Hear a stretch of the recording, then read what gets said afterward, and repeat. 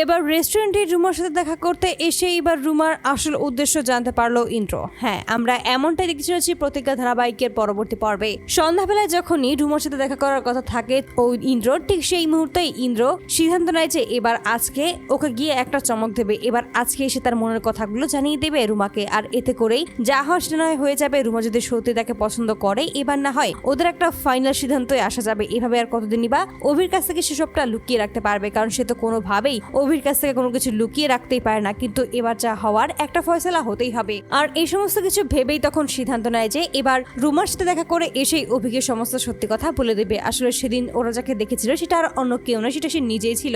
আর ঠিক তখনই তারা ওই জ্যোতিষীকে ধরার জন্যই চলে আসে এবং ওই জ্যোতিষীকে ধরেও ফেলে এবং সকলের সামনেই তখন সেই সমস্ত সত্যি উন্মোচন করে ফেলে। আর এতে করে ঠাম্মিও তার নিজের ভুলগুলো বুঝে যায়। আর ঠিক তখন ইন্দ্র বলে তোরা থাক, আমি একটু আমার কাজ আছে, আমি বেরিয়ে যাচ্ছি। ঠিক তখনই অভি বলছে তুই এখন কোথায় যাচ্ছিস আমি কি জানতে পারি? ঠিক তখনই বলছে সেটা একটা বড় ব্যাপার রয়েছে, সেটা আমি তোকে পরে জানিয়ে দেবো। আর এতে করে তখন চুপ হয়ে যায় অভি, কারণ জানে যে ইন্দ্র কখনো তার কাছ থেকে কোনো কিছু লুকিয়ে রাখতে পারে না। এক সময় না এক সময় সে অবশ্যই সত্যিটা বলে দেবে। আর তার জন্যই আর ইন্দ্রকে কথা না বাড়িয়ে দিয়ে বলছে ঠিক আছে, তবে সাবধানে যাস এবং নিজের যত্ন নিবি। আর এই সমস্ত বলে তখন ইন্দ্রকে সেখান থেকে পাঠিয়ে দেয়। অপরদিকে দেখা যায় খুব সুন্দর করে তৈরি হয়ে নেয় ইন্দ্র।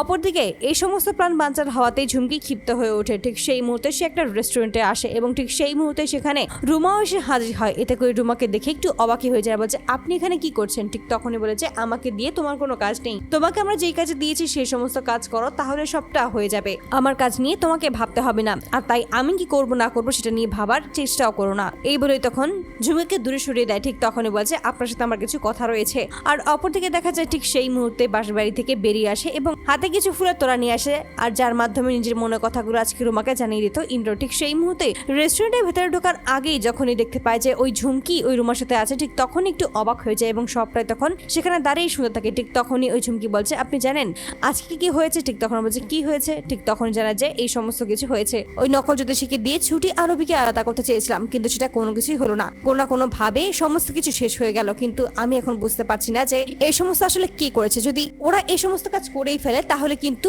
আপনারও খুব বিপদ রয়েছে, কারণ আপনি যে খুনটা করেছেন সেটা কিন্তু কেউ জানে না। তবে এবার কিন্তু ওরা তিনজন যদি আবারও একত্র হয়ে লড়াই করে না, তাহলে কিন্তু আপনার বাঁচার সুযোগ সম্পূর্ণ নেই বললেই চলে। তাই আপনি নিজেকে একটু দূরত্ব বজায় রেখেই থাকবেন। আর ঠিক তখনই রুমা বলছে তোমাকে আমাকে নিয়ে ভাবতে হবে না, আমি অলরেডি ইন্দ্রকে পটিয়ে ফেলেছি। এবার ইন্দ্রকে দিয়ে সমস্ত ইনফরমেশন কালেক্ট করেই সবকিছু নিজের হাতের মুঠোয় নিয়ে নেব, খেলা শুধুমাত্র আমাদের হাতেই থাকবে। আর এই সমস্ত শুনে তখন হতভম্ব হয়ে যায় ইন্দ্র। ঠিক তখনই বুঝতে পারে যে আসলে সে সত্যিটাই ধরেছিল, সে সত্যি ওই রুমা ইনফরমেশনের জন্য তার কাছে এসেছিল এবং তার সাথে ভালোবাসার নাটক করেছিল। তো বন্ধুরা তোমরা কি চাও জন্য এবার এভাবেই রেস্টুরেন্টে এসে যেন ওই রুমার যে আসলে খারাপ উদ্দেশ্য এই সমস্ত কিছু যেন এবার জানতে পারে ইন্দ্র? অবশ্যই তোমরা তোমাদের মতামত কমেন্ট বক্সে জানতে ভুলো না। ধন্যবাদ।